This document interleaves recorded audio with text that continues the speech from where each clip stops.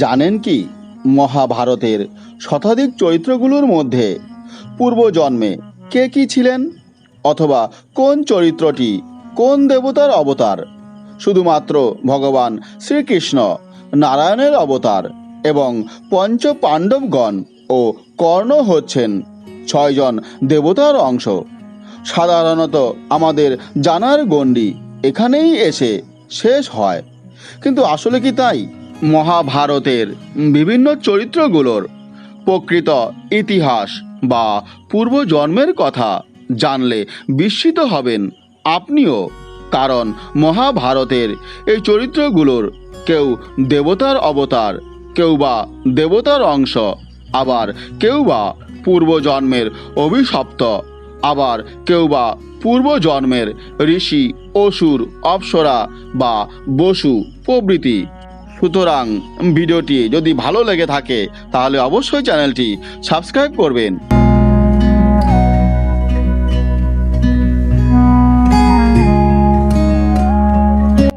ভগবান শ্রীকৃষ্ণের ভগিনী সুভদ্রা ছিলেন দেবী যোগমায়ার অবতার।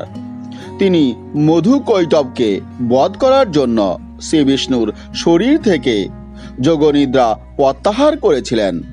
আবার তিনি ভগবান শ্রীকৃষ্ণের জন্মের সময় কারাগারের পরিবেশ মায়াচ্ছন্ন করে রেখেছিলেন, এবং যেহেতু এই বৈষ্ণবী মহামায়া ভগবান বিষ্ণুর শক্তির মূর্তরূপ হিসাবে সর্বদা তার সাথে অবস্থান করেন, সেহেতু তিনি পরবর্তীতে ভগবান শ্রীকৃষ্ণের ভগিনী সুভদ্রা রূপে জন্মগ্রহণ করেছিলেন।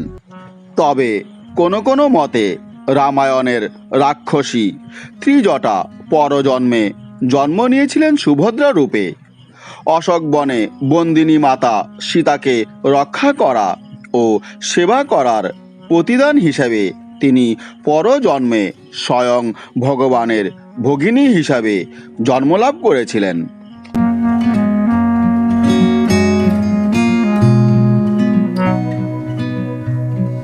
বলরাম ছিলেন শেষনাগের অবতার। তার উপরেই ভগবান বিষ্ণু অনন্ত শয্যায় শায়িত থাকেন। ত্রেতা যুগে শ্রীবিষ্ণু যখন রামরূপে অবতার ধারণ করেছিলেন, তখন লক্ষণ হিসাবে জন্ম নিয়েছিলেন শেষনাগ। একইভাবে দ্বাপর যুগেও শ্রীবিষ্ণুর অবতার শ্রীকৃষ্ণের ভ্রাতা অর্থাৎ বলরাম রূপে জন্মগ্রহণ করেছিলেন শেষনাগ।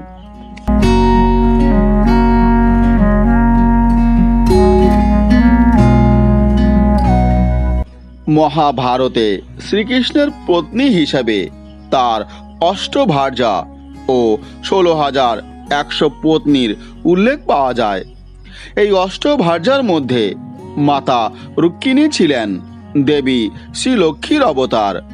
মাতা সত্যভামা ছিলেন পূর্বজন্মের গুণবতী নামক একজন নারী, যিনি একাদশী ব্রত ও কার্তিক ব্রতের ফল হিসাবে ভগবান শ্রীকৃষ্ণকে পতিরূপে লাভ করেছিলেন। তবে কোনো কোনো মতে মাতা সত্যভামা হচ্ছেন ভূদেবীর অবতার। আবার মাতা জাম্বুবতী ছিলেন দেবী শ্রীলক্ষ্মীর অংশ। মাতা কালিন্দী ছিলেন সূর্যদেবের কন্যা যমুনার অবতার। মাতা নগ্নজিতি ছিলেন শ্রীলক্ষ্মীর আরেক রূপ নীলাদেবীর অবতার। আবার মাতা লক্ষণা ছিলেন সত্যভামার মতো ভূদেবীর অবতার।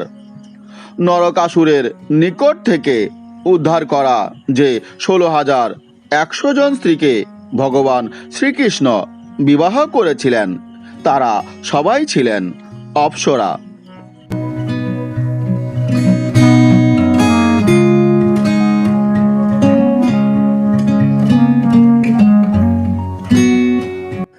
এর পরবর্তী অংশ পরবর্তী ভিডিওতে। বন্ধুরা, যদি ভিডিওটি ভালো লেগে থাকে তাহলে অবশ্যই লাইক, শেয়ার এবং কমেন্ট করবেন। আজ ভিডিওটি এ পর্যন্তই।